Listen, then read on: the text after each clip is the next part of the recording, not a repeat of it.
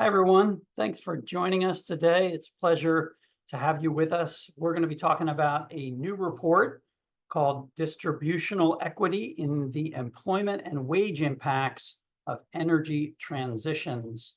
I'm Ben Hohen. I'm a staff scientist at Lawrence Berkeley National Lab, and I'm joined today by Ben Gilbert from the Colorado School of Mines. I'm going to do a little bit of an introduction and then pass the mic over to Ben. So first, some housekeeping. As you probably noted, you joined the webinar in mute-only mode. That is intentional, but we do want to hear from you. So please submit questions via the Q&A window. Actually, I do not see that. Just one second here. Oh, there we go. Yes, I do.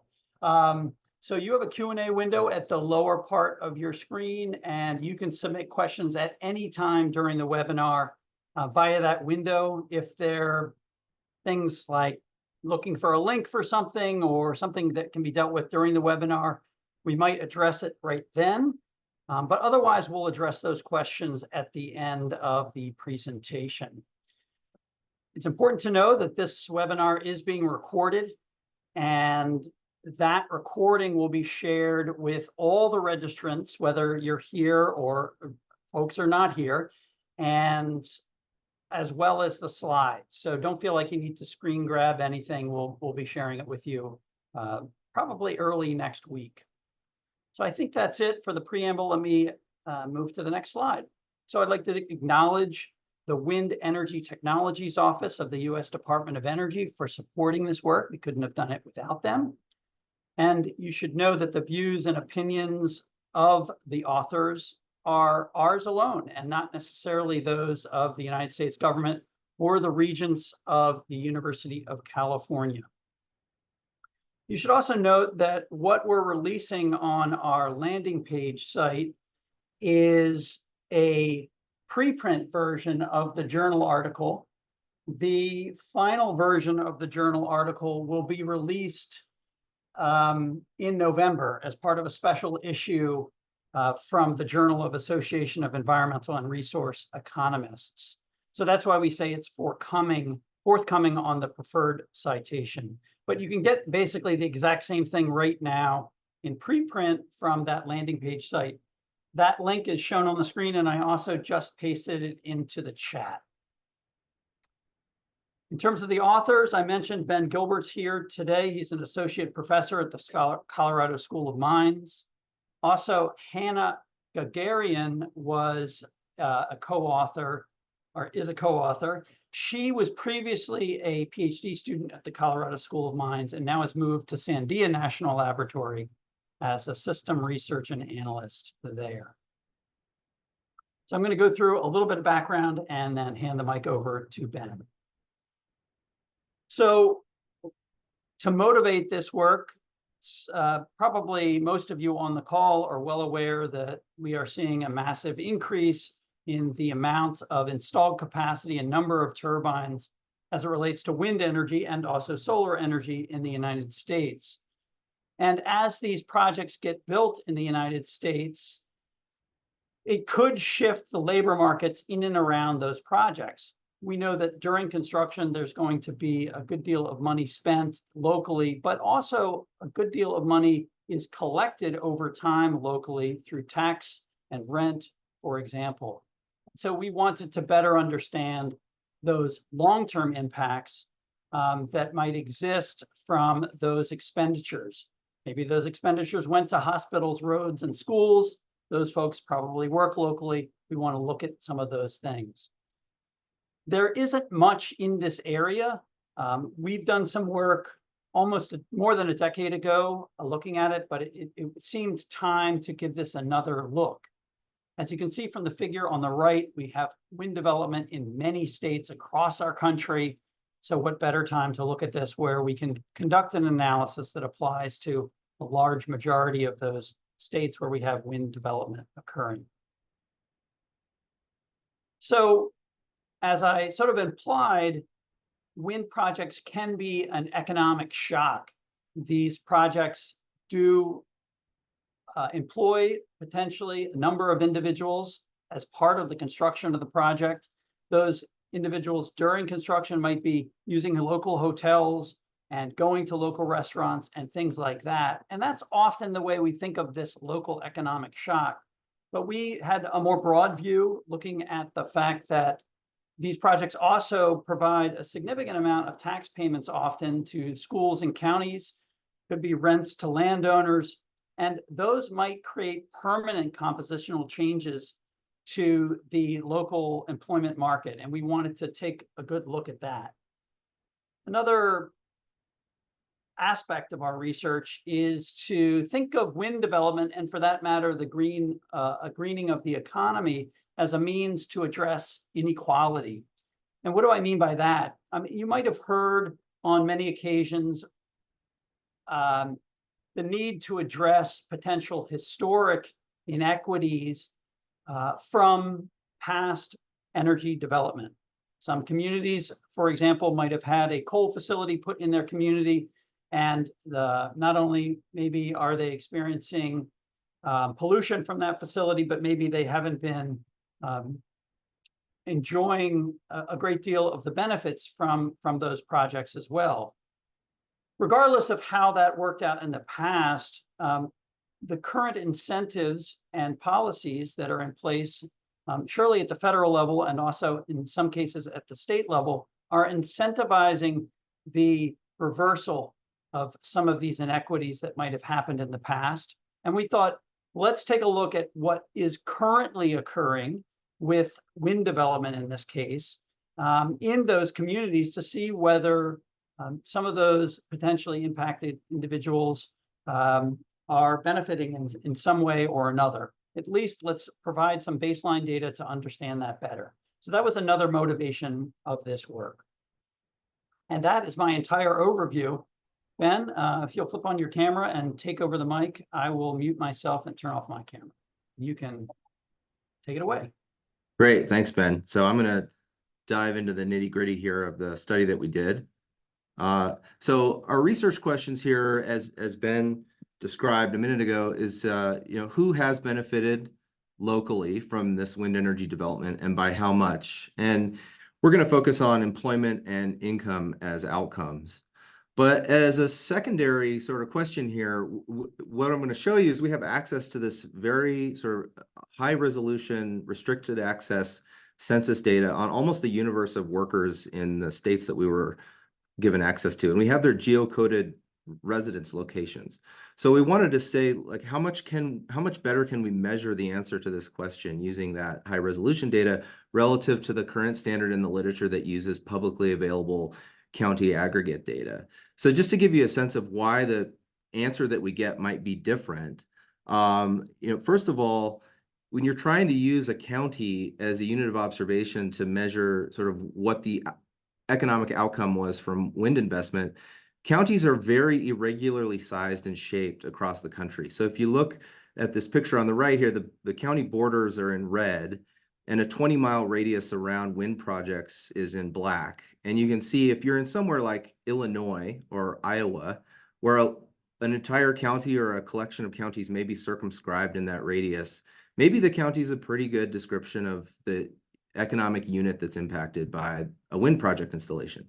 But as you move west across the US, the counties get larger and more irregularly shaped. So if you're in somewhere like Wyoming or Arizona, you can see that the county is really not a great approximation to who's affected by a wind project in those areas.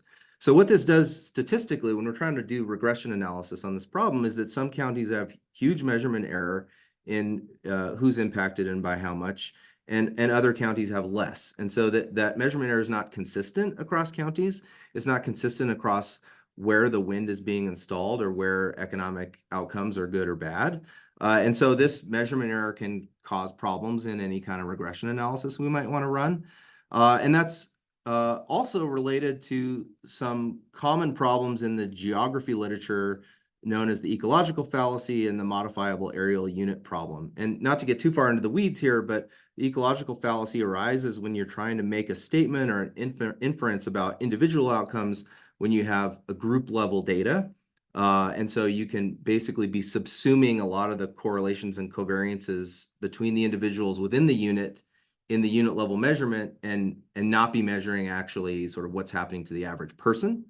And that problem is exacerbated when the size of these units is not regular. So that's the modifiable areal unit problem. So with our data, we're going to be able to avoid all of those things and then see how well are we measuring the answer to this question. And we're going to then take our worker level geocoded data, re-aggregate it to the county level and say, you know, suppose we only did have county level data, what would our answer have been then? So then we can sort of compare these two things. Okay, so just to sort of recap there, we're using the near population of workers with their geocoded residences in 23 US states to estimate the impact of wind projects on employment and earnings within 20 miles of the wind project. Then we're going to do this sort of for all workers, and then we're going to break down these impacts for workers in categories by race, ethnicity, gender, and education to see whether there are certain groups of people who are experiencing greater or smaller economic impacts from wind projects than others. And then, as we said, we'll compare these estimates to what we would have gotten if we had only had county level aggregate data, which is what most studies currently have access to. The sort of second thing we're doing here is we're implementing a new causal inference methodology on this beautiful restricted access US Census data set. So we're using what's called a local projections difference and differences approach. So if you're familiar with general difference and differences, if you're not, we'll go through a little bit of an example here. And if you are, in the last 5 years or so, economists and statisticians have discovered some problems in the traditional regression analysis approach to doing difference and differences. This local projections version is one solution to that problem. So we're getting sort of a better causal estimate. So what we show you in our results today, they're not just correlations. We are applying a causal interpretation to these. And then we're doing this on this US Census longitudinal employer household dynamics data set. This I'll go into a little bit more detail later, but this is this restricted access data that we had to go into a secure facility operated by the US Census in order to do this project. So if you were to tune out after this slide, let me give you a preview of the findings before we dig into the details. What we found is that there's an average increase of about 231 jobs within 20 miles of a wind project after the project begins operation. This equates to about half of a job per $1 million of wind capacity investment in that local area. On the income side, we found an average increase of about 4% or between $1,200 and $1,300 in annual earnings within 20 miles of a wind project, which equates to about $0.16 in local worker earnings per dollar of wind capacity investment. So these are significantly larger than previous estimates in the literature, as I'll show you. When we dig into sort of estimating these impacts by subgroups, we found that the highest impacts are among Black workers, men, and those with either a college degree or without a high school diploma. So we found this interesting impact where either the very high skilled or the less educated or less skilled workers were getting the largest proportional impacts. The differences that we found across these groups are economically meaningful. So the amount of money and the amount of employment impacts would matter to you if you were impacted. But these differences are pretty noisily estimated. So they're not necessarily statistically significant across groups. And so I see a quick question here about, are these temporary or permanent jobs? What we're finding is that the average jobs impacts and the average earnings impacts are sustained for multiple years after the operation of the project. So this goes back to what Ben was alluding to earlier, where there's a change in the tax base in the local area after the project is implemented. And so we think what we're picking up is a sort of an indirect economic multiplier effect of sort of more money being spent on roads, hospitals, schools, local recreation facilities, and so forth. And that creates employment and earnings indirectly. So we think that's what we're picking up. And then when we compare that to what we would have found using county level aggregate data, we find that our county level estimates are much smaller, and they're more close to what the previous literature has found, which is sort of smaller jobs impact and smaller earnings impact. Okay, so to dive into that sort of comparison between our findings and the previous literature, a number of studies on employment using county level data have found anywhere between no jobs impact to maybe 90 jobs at the higher end from the arrival of a utility scale wind project. When we use our county level aggregate data, we find impacts on jobs that are in that window, about 80 jobs, and that impact is not statistically significant. But when we use our geocoded worker level estimates, we find this much larger 230 job impact. So it appears as if the county level estimates are understating the employment impacts. Very similar story with income. Previous literature using county level data has found, different studies have found different impacts, but anywhere between nothing to 3% increase in average incomes. When we use our county level data, we find close to 0% impact, not statistically significant. And when we use our worker level geocoded data, we find about a 4% earnings increase for the average worker. So very, very big differences, again, suggesting that using this sort of county level aggregate data with all of the implied measurement error may be understating what the impacts are to people who live locally near a new wind project. Okay, so let me tell you a little bit about the data that we used, because this is a very unique data set, and this is part of the new contribution that we're making here is having access to this data and applying it to this question. So this is the U.S. Census Bureau's longitudinal employer household dynamics data set. So what is this? This is essentially the census and the U.S. states have a sharing agreement where the census houses the state unemployment insurance data for the states. And then a subset of those states agree to share that unemployment insurance data with researchers for academic research. And so it varies depending on the application and what the research question is. In our case, there were 23 states that agreed to share with us. This is very sensitive data. It's individual workers' quarterly unemployment insurance filing. So if you paid into or received unemployment insurance at any point in your career, you're in this data set. And we see the latitude and longitude of your residence, and we see a lot of information about you, such as your age, sex, educational attainment, race, and ethnicity. So we had to go through some background checks and clearances and only access this data within a secure census facility where we're not allowed to access the internet or bring any data out or any data in except through secure channels in order to look at this stuff. But then we have this very high resolution picture of the economy in all of these 23 states. We can combine that with the US wind turbine database that shows us geocoded information on where wind turbines are by capacity, by when they became operational. And then also we can group them into, group the turbines into wind projects. And so we can see when a wind project arrives in an area, and we can look at the employment status and earnings outcomes of all the people that are in that local area. And so what we did is for each worker, the thought experiment we're thinking about here is, what would happen to you if you're just going about your life and suddenly a utility scale wind project is built within 20 miles of you? How does that change your outcomes? You may not even be aware that the wind project is there, or maybe you see it and drive by it every day, but what does that do to your employment opportunities and your earnings? So to get at that question, what we did is we took every worker's latitude and longitude of their residence, and for every year, we aggregated the wind capacity within 20 miles of them. And we also aggregated the wind capacity within 40 miles and 60 miles and 80 miles and so on, so that we could control for the presence of wind at greater distances. But through a variety of initial analyses, we sort of determined that the largest impacts are occurring within 20 miles of the project. And the impacts drop off very steeply after that. So we used 20 miles as sort of our boundary for local treatment. Okay, so the states that we have here are in blue. We unfortunately didn't get access to Texas and Minnesota and places like that do have a lot of wind capacity.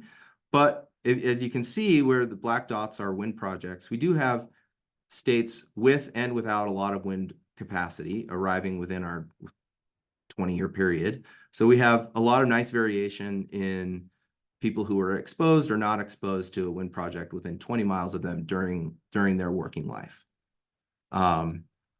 So let me talk a little bit about the methods and try not to bog things down too much before we get to the results. But I want to give you a sense of why we're thinking about this as not just a correlation between where wind is installed and people's employment and earnings outcomes. We really think about this as the causal impact of installing a wind project in a place on the workers' outcomes near that wind project. So as I mentioned earlier, we're using this difference in differences method, and we're using a particular new flavor called the local projections difference in differences that solves some of these statistical problems that were recently discovered in the previous approach to difference in differences. We're going to use this method with two forms of sort of treatment, where we're going to think about a binary treatment, which is, did a utility scale wind project, was a utility scale wind project installed within 20 miles of you at a particular point in the data set? Or a continuous treatment, which is sort of what's the total capacity in gigawatts of wind capacity, or total amount of wind capacity in gigawatts within 20 miles of you at a particular time. So we have both a continuous and a binary treatment in our analysis. I'm going to present to you the binary treatment impact. When we use the continuous treatment variable, we get very similar results. Those are in the appendix of our paper and in the appendix of these slides. So this is more of sort of confirming the main results that we report. And with this method, we're also able to control for other things about the workers. So we're controlling for the amount of wind capacity installed at these greater distances, like 40 miles, 60 miles, 80 miles, and so on, so that you can think about our treatment group as people who were living within 20 miles of a wind project that arrived, and our control group is everybody else. But we are then also statistically controlling for how much wind capacity was within 40 and 60 and 80 miles of those people, so that they're very similar along all these other dimensions in terms of geographic dimensions. It's just whether or not a wind project came close enough to actually impact their employment and earnings outcomes. This approach is really efficient for implementing on a really large data set, which this is. I mean, if you can imagine, this is 96% of anybody who was, of all the workers who were ever in the workforce over this 20-year period. So this is an enormous data set to work with. This method allows us to work with it. And so we can think about what I'm going to show you, the results I'm going to show you, as sort of what we could call an impulse response function. So the impulse would be the arrival of this economic shock of a new wind project in your area. And then we're going to look at the impact of that shock on your economic outcomes a year later, 2 years later, 3 years later, and so on, up to 6 years later. Okay, so to give you a sense of what the difference in differences method does, we're going to think about comparing workers who are either within 20 miles of a wind project that eventually arrives to those who aren't. And the assumption that we need to make here is that those two workers were already on similar economic trajectories. They may be at different levels. Maybe workers in one area earn more than workers in another area. But as long as they're moving along the same economic trend, so you can see the blue line would be like our control group, and the green line would be our treatment group. These two sets of workers are following the same economic trend before the arrival of the wind project. And then what we're doing is the first difference here would be the vertical difference between these workers. So if we remove that vertical difference, then they're on the same economic trajectory, and we've controlled for the pre-existing differences between them. And then the second difference is what happens before and after. So that's why we think about this, measuring this impact as the net change in the position of that green line after the arrival of the wind project, relative to the trajectory that it was on before. Okay, so the second thing you might worry about with this approach is that not every wind project is arriving at the same time. So that's what this slide is going to illustrate for you. We're going to re-index the time scale. Rather than putting it in calendar time, we'll put it in event time relative to when the wind project arrives. So we simply just, for each person who's affected or not affected by a wind project, we're just shifting them in the data set so that the years of new operation align in the data set. And once we've sort of re-indexed their their sort of time scale to being relative to when the wind project arrives, we're then going to control for a number of other things that might be confounded with the arrival of a wind project. So if Iowa is going through a recession because soybean prices are down, whereas Wyoming is going through an economic boom because oil prices are up, we don't want that impact on worker outcomes to be mixed up with the impact of wind development. So we're going to control for something called state by year fixed effects that control for anything happening at the state level that's sort of a state level macroeconomic trend that might be related to worker outcomes. We can control that away and isolate the wind project effect. Similarly, we're going to control for anything that might be sort of different between workers as long as they live in a particular county. So what we're doing here is we're avoiding looking at migration effects, and we're considering for the period of time in which you live in a particular place. If a wind project arrives in the middle of that time period, how does that change the trajectory of your economic outcomes? So we're using a statistical approach called fixed effects, where we include basically a binary variable for every worker during the spell that they live in a particular county to control away for these systematic differences between workers. And that allows us to really isolate the wind project arrival effect. Okay, so just to give you an example of how to interpret the set of results I'm about to show you, this is the kind of picture that I'm going to show you a number of these pictures. And this is how we represent a lot of our results.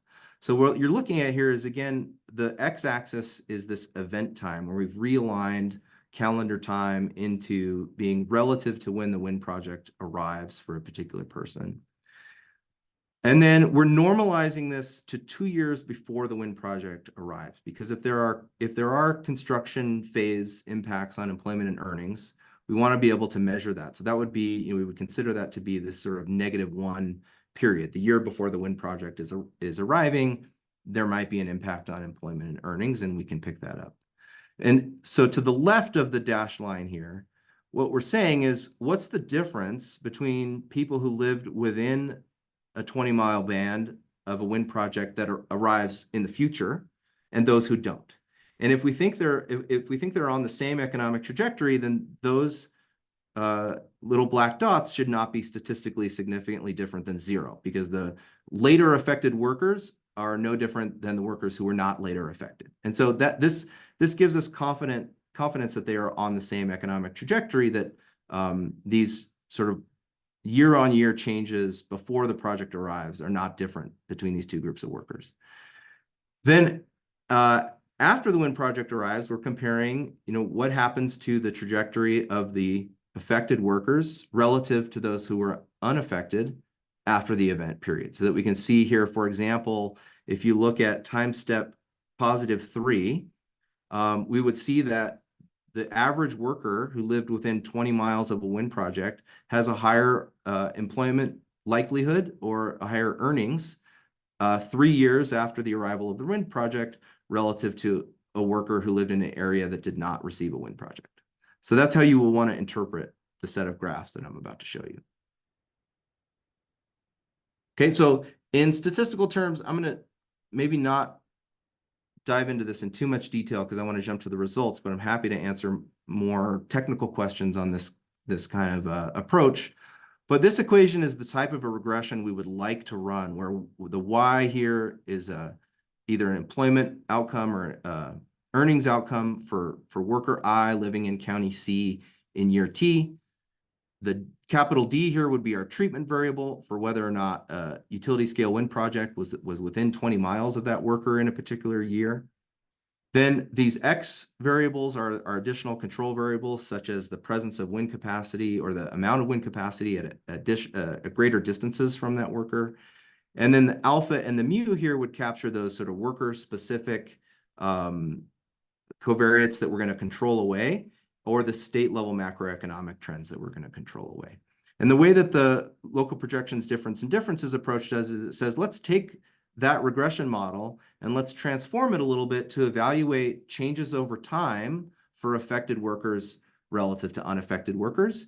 And we're going to be very careful here in each of these regressions that we run to leave out workers from the control group who were later impacted. So we're not going to include workers in our control group who then receive a wind project 3 years after the treated worker, because that's no longer an unaffected worker. So we want our comparison to be clean in that sense between impacted and non-impacted workers. And then the last thing I'll say about our methodology before I move on is that even when we sort of use this computationally efficient approach, this is still a massive data set that's difficult to run a regression with this many covariates and binary terms and dummy variables and so on. So what we did is we would sample for each subgroup 1 million unique workers, run this estimation routine, and then store those impacts, and then resample a new 1 million workers randomly, re-estimate that, and then repeat that process 100 times so that we get 100 sets of treatment effects. And that's able to describe sort of the uncertainty in the size of the treatment effects, that we have sort of essentially a Monte Carlo exercise where we're resampling the near population of workers to rerun this estimation routine to understand how uncertain we are about the impacts that we've estimated. Okay, so jumping into the results here. So this picture is very similar to the example that I showed you a moment ago, where in orange, what we have is our impacts when we use this geocoded worker level data set. And this is for the impact on employment status. And what you can see is that before the wind project arrives, there's no statistical difference and almost effectively a zero difference between workers who are living within 20 miles versus those not living within 20 miles before the wind project arrives. And then in the year before the operation of the wind project, that orange impact estimate starts to increase a little bit. And then for every year after the operation of the wind project, we see that those impacts on employment are statistically significant, even growing up to 3 or 4 years after the project arrival until they sort of stabilize. And when we look at sort of the average of those post-project impacts, that amounts to about a 0.42% average increase in employment likelihood. When you aggregate that over the number of workers who tend to live within 20 miles of a project, that's approximately 230 new jobs. So that's how we come up with that sort of average estimate. What you can see here also is that in the year before, in the year of operation, we're starting to see an uptick in employment, but it doesn't die out. So these impacts are not limited to the project construction phase. So we think that that's picking up this aspect of a change in the tax base that is affecting how much money is getting spent on roads and hospitals and schools and other public services that has this indirect local economic multiplier effect. I think it's also important to emphasize here that this is not the total economic impact of a wind project. There are construction companies that are located far from the place where the turbines are installed. There are analytical consultants. There are all kinds of other economic impacts that are not happening within 20 miles. This is purely just the local effect. What you're seeing in green is when we re-aggregate that exact same underlying data to the county level and estimate the kind of regression that we would have run based on the existing standard in the literature on the county aggregate data, the impact is much smaller and much noisier. So we get a non-statistically significant 0.15% impact, which translates to about 80 jobs, which is within the range of what the previous literature finds. Turning to earnings, we can see a very similar story with earnings. So again, in orange, that's our worker level estimates. Before the arrival of the wind project, it looks like the workers we're including in our control group are on a statistically indistinguishable economic trajectory until the wind project arrives. And then we see this long run change in the earnings trajectory for people, workers living within 20 miles of that wind project. And that's about a 4% increase when we average across all of those post-event or post-operation treatment effects. It's about a 4% increase in annual earnings, which translates to about $1,270 in additional annual income for the average worker. When we do that at the county with county level aggregated data, again, we see something consistent with past studies in the literature, which is no effect on income. Some studies do see up to a 3% increase on income. Some studies see 0%. Here we're seeing 0%. But we definitely think that these sort of county level aggregates, for reasons we mentioned, are understating what the impact is on individual workers. So diving in here to the subgroup analysis, the picture gets a little noisier. It's a little bit difficult to represent these impacts cleanly, but let me try to talk you through this here. So each color is a different race or ethnicity. So the maroon impacts are for white workers, and you can see to the left of the event, again, we have no statistical differences between these affected and unaffected white workers before the arrival of a wind project. And after the arrival, we see that, that those sort of maroon impact estimates are statistically significant and sustained for many years after the arrival of the project. That translates into about a 0.36% increase for the average white worker. There are a lot more white workers in our data set living near wind projects, so the number of jobs we estimate there is larger than the other groups, so 160 jobs. When we look at the Black workers in green, again, we can see that there's primarily no statistically significant differences in their trends before the arrival of the wind project, and then the Black workers see an even more positive employment trend after the operation of the wind project. That proportional impact is 0.64%, which is a much larger proportional impact than for white workers, but there aren't nearly as many Black workers living within 20 miles of a wind project, so that translates into about 25 jobs, which is still, you know, relatively large for sort of a small population living within the area of a wind project. And then when we look at Hispanic and American Indian workers, we have to take these estimates with a little bit of a grain of salt, because in the pre-project time period, we do see some statistically significant difference between the treated and the controls. So this is a little bit of a difficult problem to try to find sort of a set of matching very similar American Indian or Hispanic workers before and after and unaffected by or affected by a wind project. Working with data that's this high resolution and this sensitive, it's sort of an embarrassment of riches in the sense that we could have dug deeper to try to find more similar workers and look for workers that had a more similar trend before the arrival of the wind project, but then we would have been at risk of violating privacy rules, and we wouldn't have been able to disclose the results at all anyway. And so we had to have a large enough sample that the privacy of each individual worker was protected.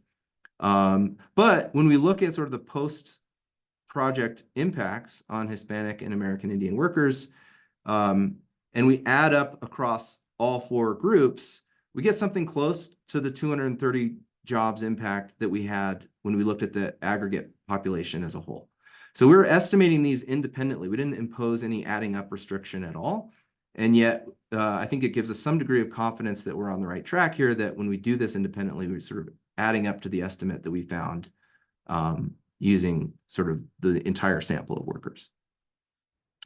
Get a very similar kind of story when we look at earnings instead of employment. So again, for white workers, it's about a 3.5% increase, which is about $1,100 for the average white worker. For Black workers, it's much larger. It's a 5.7% increase, which does actually amount to a larger earnings impact in dollar values as well than for white workers. And these are smaller impacts for American Indian and Hispanic workers, still statistically significant, but again, we have to worry a little bit about these sort of pre-trends in the pre-project arrival period for American Indian and Hispanic workers. But again, nevertheless, if we took sort of a weighted average across these estimates, we get something close to the $1,270 estimate that we had for the population as a whole. So again, this gives us confidence that we're getting something in the right direction here. I should also say, going back to this slide, these are economically meaningful differences, right? I'd much rather have a $1,300 earnings increase than an $880 earnings increase, right? But because of just the noise in the estimation process, these are not statistically significant differences across subgroups. So these all fall within the 95% confidence intervals of each other, but they're all statistically significantly different than zero. So I should just mention that in the interest of transparency. For men and women, we again see that the trajectory in the pre-operational phase is not different between our treatment and control workers, but we see definitely statistically significant, relatively large employment impacts after the operation period that are sustained over multiple years post-operation. They're much larger numerically for men than for women, although again, the differences between men and women are not statistically significant. Very similar kind of result when we look at earnings for men and women. Again, it looks like it appears as if men are enjoying a larger employment and earnings impact from the arrival of a wind project, although that difference is not statistically significant with women. And both men and women's earnings impacts are statistically significantly different than zero. But again, even though these are noisy differences, the numbers are economically meaningful. You know, it'd be much better to get a $1,900 raise than a $700 raise, obviously, right? So I think these are noisily estimated, but important differences between these groups. Then the final set of results that I'll talk about before we conclude is looking at differences in impacts by educational attainment. So here we have in orange, we have those who did not graduate with a high school degree. And we can see that for all of, and then in green, we have those with a high school diploma. In blue, we have those with some college, and in maroon, we have college graduates. All of those have identical pre-trends. So within high school graduates, for example, folks who live within 20 miles of a wind project are on the same economic trajectory before the wind project arrives. And then post-wind project, it's a positive change in their economic trajectory. But these impacts are much bigger. They're largest for those without a high school degree. So 0.57% increase in the likelihood of being employed in a particular year, which translates to about 45 additional jobs for those without a high school degree, which are sustained for 6 years after the wind project arrives. And then they're also largest, or second largest, I should say, for college graduates. And then still statistically significant, but somewhat smaller for those sort of in the middle of the educational attainment distribution. So those with high school and some college. Finally, when we look at earnings, very similar picture. I changed the slide, and the graph, the appearance of the graph doesn't change that much, right? We still get a very similar story where those without a high school degree or those with a college degree are experiencing the largest earnings impact, whereas those with some college or a high school degree only are experiencing a statistically significant and economically meaningful impact. It's just not as large as the one we estimate for those at the high end and the low end of the educational attainment distribution. Okay, so let me wrap up, and then we'll move to Q&A. So overall, we find that wind installations have a non-trivial impact on employment and earnings that are not limited to the construction phase. About 230 jobs for the average plant, or $1,270 in earnings for the average plant. This is about a half a job per $1 million of wind investment, or 16 cents in local worker earnings per dollar of wind investment. These are much larger than what we would find if we had used county level aggregates. And that's one reason why we think these are larger than what the previous literature shows. And then we do find economically important differences between these subgroups. So their impacts are largest for male workers, Black workers, and those without a high school degree or with a college education. Although we don't find that the differences between these groups are statistically significant, but we think the point estimates matter. And with that, we'll move to Q&A. That's great, Ben. Thank you so much. And I didn't say at the top that if you can't tell from all the detailed information that Ben provided in terms of these data, he should win an award. The amount of work that goes into managing these data sets at this secure center and the difficulty of working at that center compared to what it's like to work at your university office are enormous. And so Ben should be commended for taking this on. It's an incredible effort to provide us with these great data and great results that previously were not available. And hopefully it will continue this discussion about the value of using those data. But I will say he gets a pass for ever doing this again because it was just so much work. So Ben, we have some questions I thought it would be great to start with. I will note that we have only about 13 minutes now remaining in the webinar. So let's try to move through some of these pretty quickly.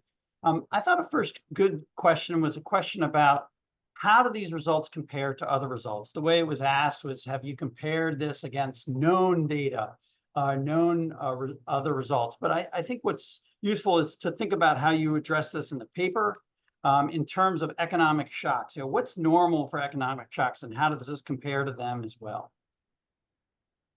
Yeah, that's a great question. So we tried to spend a little time comparing sort of our bottom line jobs numbers to what other literature has found. But another way to think about this is as an economic multiplier, which is what, if you're thinking about, what is your fiscal policy goal and what, and how you want to invest public dollars, you want to know what the local economic multiplier is, right? So I think we found, now the numbers are escaping me, but when you think about sort of the average employment multiplier from public spending, I think we found that our employment multiplier is about a third as large as what the typical fiscal multiplier would be for employment, but it's like 3 times as big as what previous literature has found.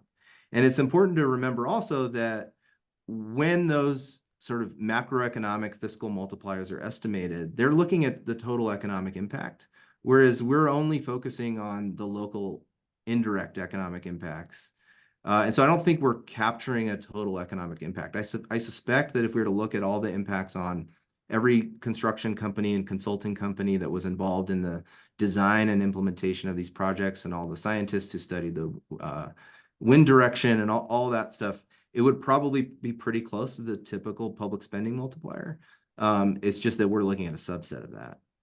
Yeah, it's a great point, Ben. And just as a quick example, the turbines themselves that are manufactured at locations either in the United States or in overseas are not part of this. It might be possible that maybe one facility would somehow catch within the 20 miles, but it's highly unlikely. So you think of CapEx for wind installations, that is the biggest portion of it, the purchase of those pieces of equipment, and that's not included here. So that's another reason why you would find these estimates to be relatively smaller compared to other shocks and multipliers.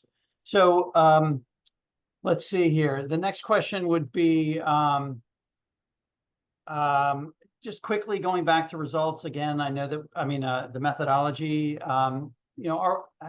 Who is the comparison group here? Obviously, we're focused on those workers within 20 miles. Who is the comparison group? If you could re-explain that. Yeah, that's a good question. So the comparison group would be the pool that we use to pull the comparison group from is basically all other workers, except that we're also controlling for how much wind capacity is within 40 miles or 60 miles or 80 miles. So you could think about the comparison group as people who had the same amount of wind capacity 40 miles away and 60 miles away, but just didn't have a wind project within 20 miles of their residence. That's great. How many employed persons would you say are within 20 miles of the average wind project? Yeah, I think it's about 50,000. It changes over time, right? Because the wind is growing so much, but I think it's about 50 to 55,000. Okay.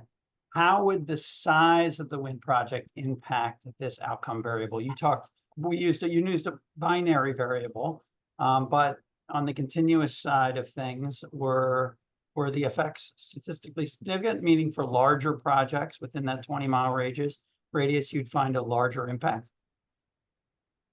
Yeah, that's a great question. So we looked at sort of the linear relationship with the continuous treatment variable of gigawatts.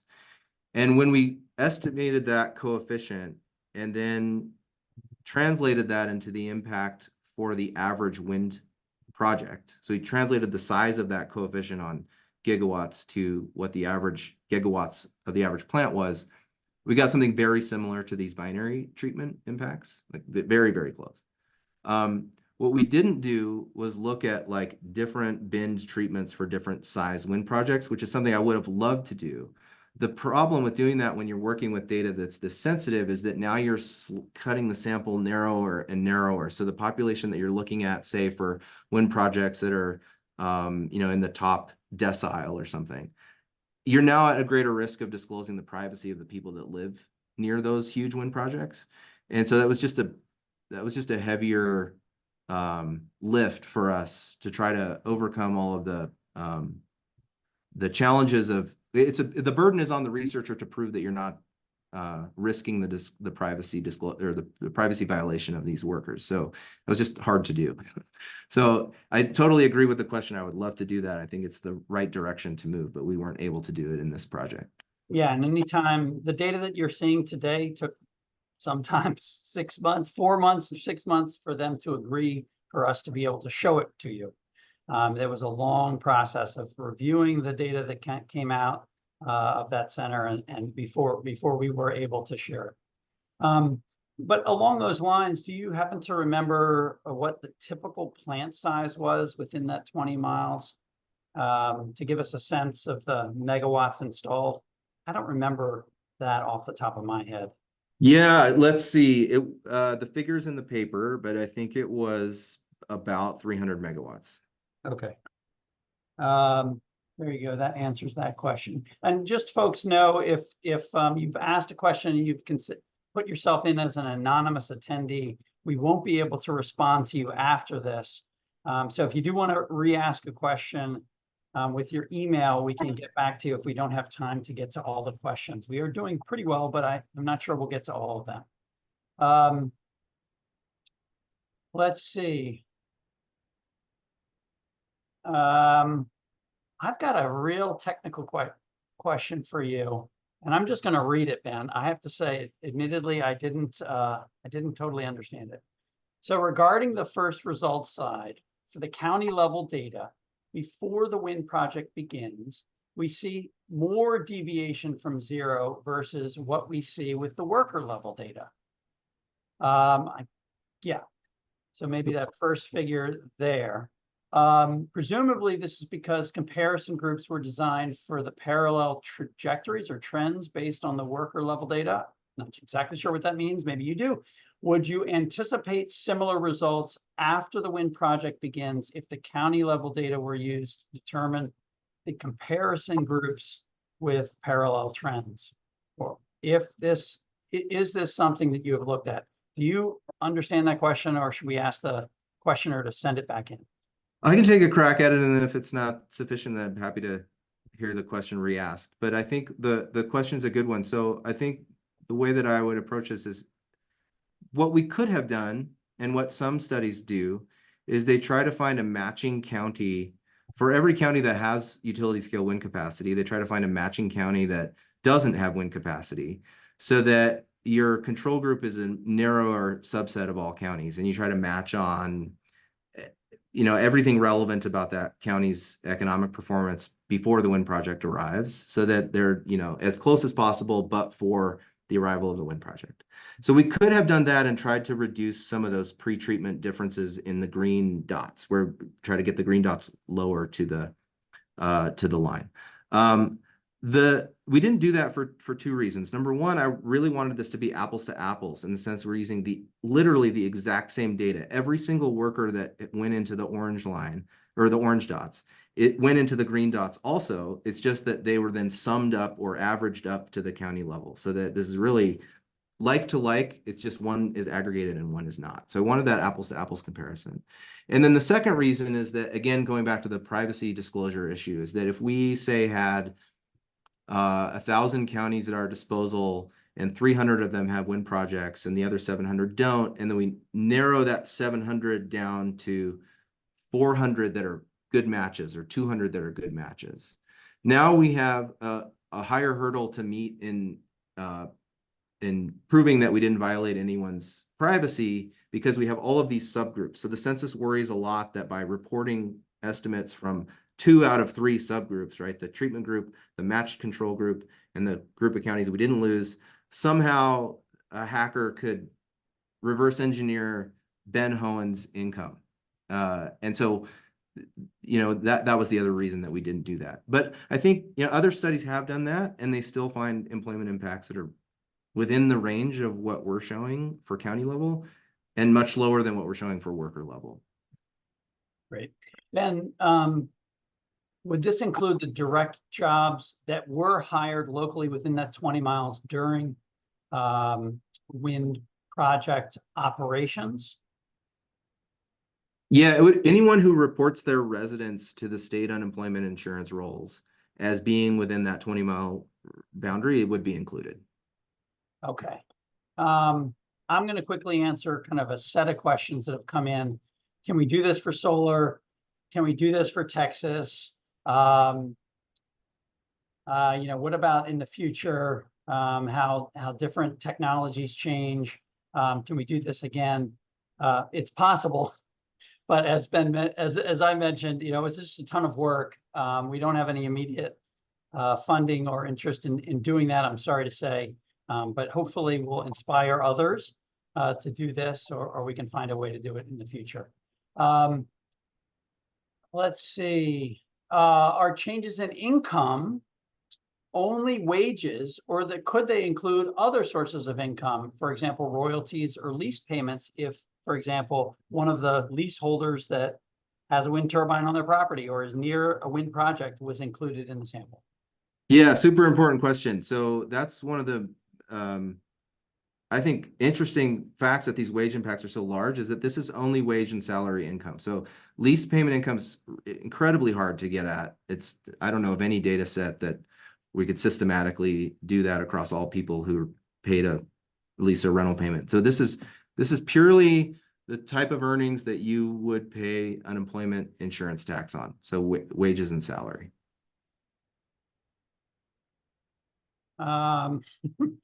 Okay. Somebody just posed a question.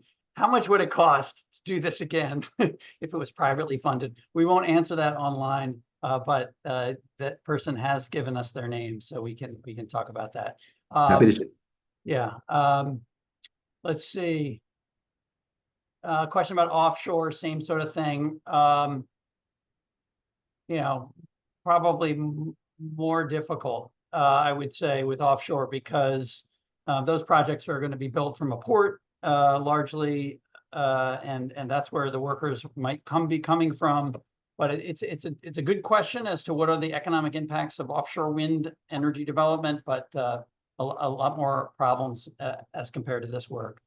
All right, so let's make this the last one, and then we'll stop. How is it possible that jobs could be sustained if employment is mainly during construction? Yeah, this is a great question. We get this question a lot. So the idea here is that if the wind project is paying a portion of its annual electricity sales in local property tax or local tax to the school districts and so on, the school district uses that revenue to hire more teachers or to build a new cafeteria, or the county uses that to hire more public health nurses, then the local public jurisdictions have a more sustained flow of income from the tax base. And that's where we think this is coming from. Thanks, Ben. And thank you all for joining. We had a great group of folks attending today. If you did not catch everything, this will be recorded, and we'll share that recording early next week as well. The slides from today are going to be available. And of course, the paper itself is available. We are reachable at the emails on the screen. So please feel free to reach out if you have additional questions or comments. And I just wish you a great Thursday, and thank you very much.